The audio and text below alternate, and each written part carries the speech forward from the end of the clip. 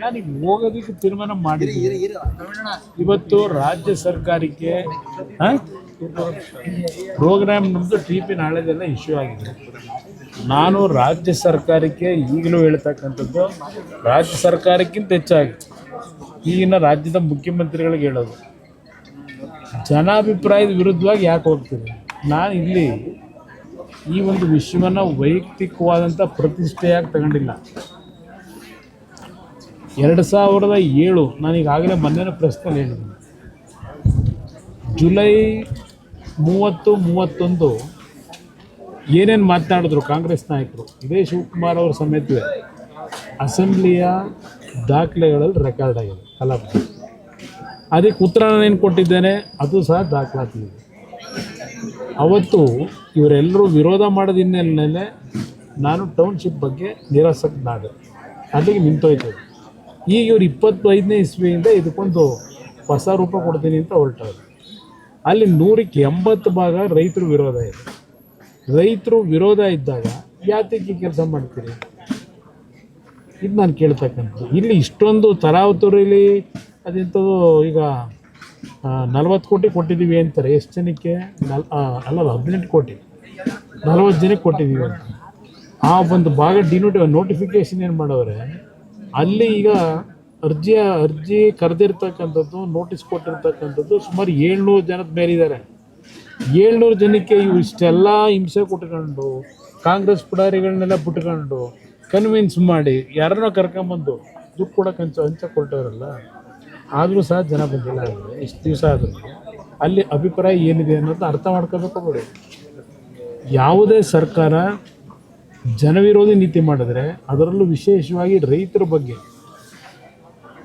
ಗೌರವ ಕೊಡದೇ ಇದ್ದರೆ ಆ ಸರ್ಕಾರಗಳು ಧೂಳಿಪಟ ಆಗ್ತದೆ ಅನ್ನೋದನ್ನು ಹಲವಾರು ನಿದರ್ಶನ ಕೊಡಬಲ್ಲ. ಯಾತಕ್ಕೆ ಹುಚ್ಚು? ಏನು ಸಾಧನೆ ಮಾಡ್ತೀರಲ್ಲಿ? ಬೆಂಗಳೂರು ನಗರ ಏನಾಗಿದೆ ಇವತ್ತು? ಬೆಂಗಳೂರು ನಗರ ಇವತ್ತಿನ ಪರಿಸ್ಥಿತಿ ಯಾರ್ಯಾರ ಕಾಲದಲ್ಲಿ ಯಾತಕ್ಕೆ ಈ ಥರ ಆಯಿತು ಅನ್ನೋದು ಒಂದು ದಿವಸ ಯೋಚನೆ ಮಾಡಿದ್ರ? ಮಾತೆತ್ತರ ಅದು ಏನೋ ಅರ್ಧೆ ಅಂತಾರೆ ನನಗೆ.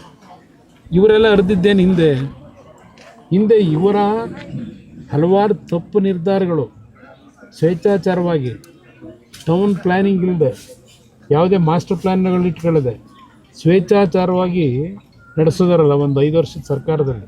ಆಗ ಅದರ ಫಲ ಇವತ್ತು ಬೆಂಗಳೂರು ನಗರದ ನಾಗರಿಕರು ಅನುಭವಿಸ್ತಾ ಇದ್ದಾರೆ. ಅಲ್ಲೊಂದು ಗುಂಡಿ ಮುಚ್ಚೋ ಯೋಗ್ಯತೆ ಇಲ್ಲ, ತಾರಾಕ ಯೋಗ್ಯತೆ ಇಲ್ಲ. ಇಲ್ಲಿ ಹೊಸದಾಗಿ ಮತ್ತಿನ್ನೊಂದು ಟೌನ್ಶಿಪ್ ಮಾಡಿ ಇಲ್ಲೇನು ಮಾಡ್ತೀರಿ? ಅದಕ್ಕೊಂದು 20,000 ಕೋಟಿ ಸಾಲ ತಗೊಂಬಂದಿದ್ದೀರಿ. ಈಗ ಏನು ಸಾಧನೆ ಮಾಡಬೇಕು? ಪಾಪ ನಿಮಗೆ ಬರೋಕ್ಕಾಗದೇ ಇದ್ದರೂ ಹೋಗಿಲ್ಲ, ನಿಮ್ಮ ಅಧಿಕಾರಿಗಳವರಲ್ಲ ಕಳಿಸಿ ಹೇಳಿ. ಈಗ ವಾಸ್ತವಾಂಶ ತಿಳ್ಕೊಂಡು ರೈತರ ಭಾವನೆ ಏನಿದೆ ಆ ಭಾವನೆಗೆ ತಲೆಬಾಗಿ. ಇಲ್ಲಿ ನಾನು ವೈಯಕ್ತಿಕವಾಗಿನೂ ಪ್ರತಿಷ್ಠೆ ಇಟ್ಕೊಂಡು ಇವ್ರ ವಿರುದ್ಧ ಹೋರಾಟ ಮಾಡಬೇಕು ಅಂತ ಅಲ್ಲ, ಬೇಕಾದಷ್ಟು ವಿಷಯಗಳಿಗೆ ಹೋರಾಟ ಮಾಡೋದು. ಇಲ್ಲಿ ರೈತರ ಒಂದು ಧ್ವನಿ ಆಗಬೇಕಾದಂಥದ್ದೇನಿದೆ ನಮ್ಮ ಕರ್ತವ್ಯ. ರೈತರ ಪರವಾಗಿ ಧ್ವನಿಯಾಗಿ ಹೇಳಿದ್ದೀವಿ. ಸಿದ್ದರಾಮಯ್ಯನವರು ಹೇಳ್ತಾರೆ ಸರ್, ಆದಿ ಬೀದಿಲಿ ಚರ್ಚೆ ಮಾಡಕ್ಕಾಗತ್ತಾ? ಏನ್ ಮಾಡ್ತಾರಂತೆ ಇವ್ರು ಮಾಡಿ ಜಲ್ ಮಾಡ್ತಾ ಇದ್ರು.